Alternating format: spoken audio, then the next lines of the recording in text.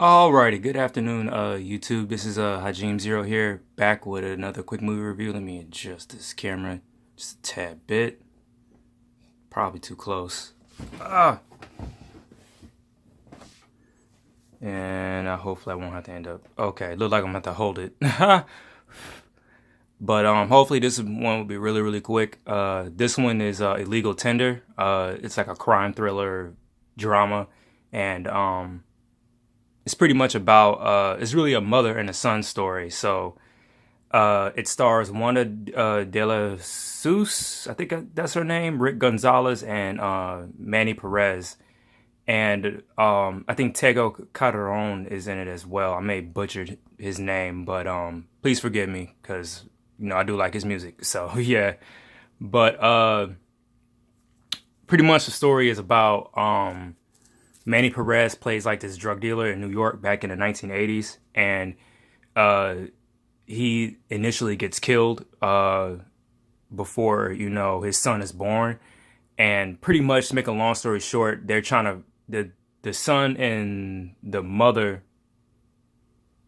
Yeah, I said that right. The son and the mother, they're trying to find out the reason why he initially died, and as well has uncovered the mystery of why their new family is being targeted. And it is a very, very good twist because of course I'm not going to spoil it because this is one of the underrated movies that John Singleton had produced, and even the director wasn't really known. I think his last name was like Reyes or something like that. And again, forgive me because this movie is really good. It really had a lot of cultural things from American slash Puerto Rican culture, and all the actors and actresses that are in this, they really sold it. Especially Wanda de la Seuss. Like, she is a force not to be reckoned with. The way she played this role, it was straight up survival mother mode. And she really sold it. Especially the scene when she figured out that she was being targeted, and she just stopped what she was doing in the grocery store and grabbed her youngest son and was telling him to stay close.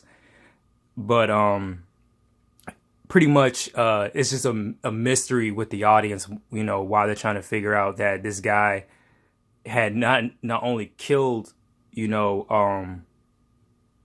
Gonzalez's father in the movie, but find out the reason why. And it does like the character, and in the movie you would think it was because of money, but that would have just been too easy for them to do, to say, oh, it's a classic drug deal movie, and someone's trying to settle a score, so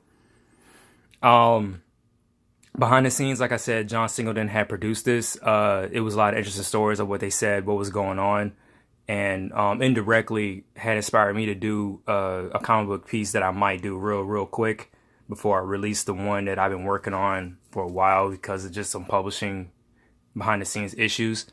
And I really like those thrillers where when you see the trailer, it's a good trailer, but it will fool you into thinking, okay, you already know what this movie's going to be about, and then it completely does a 180 on you. Running Scared was another one that did that, and the movie Brothers. So I like it where the trailer was done nice, and also when it's a friend of mine, he's still tripping about this to this day. The movie The Boy had him going as well, because when you finally see the twist on that, it will kind of piss you off, but they did do a good job in scaring you for the first time. It really made you be afraid of dolls again, but I'm jumping off the topic. With this film, like I said, behind the scenes, they shot this in New York and in Puerto Rico, and it was nice to see that 80s style they had went back to, when it showed, the story in the first beginning act in the past. And there's a lot of good, reggaeton and Spanish, theme music that goes on in this, and John Singleton had even researched it.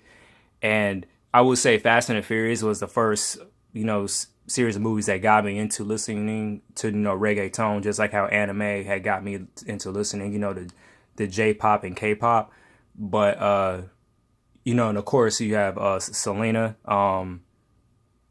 but this really showed a whole different flair, and just like what John Singleton said, once you see this, you hear the music, you want to start dancing and or stop it to really listen to it because it's some really good music. It's very, very, well, back then it was underrated, but now I hear a lot more people, listening to it.